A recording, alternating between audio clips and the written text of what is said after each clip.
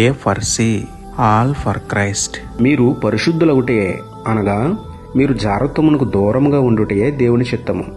దెస్సలోనికీయులకు 1వ పత్రిక 4వ అధ్యాయం 3వ వచనము. ప్రార్థన.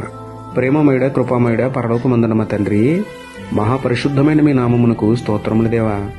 అయా, పరస్త్రీ వైపు మోహంగా చూడకుండా, కాముపు ఆలోచనలకు మనసులో చోటేయకుండా, హృదయమంతా మీ వాక్యాన్ని నింపుకుని చెడు కోరికలను చంపుకునే నిగ్రహం మాలో మెండుగా పుట్టించండి తండ్రి.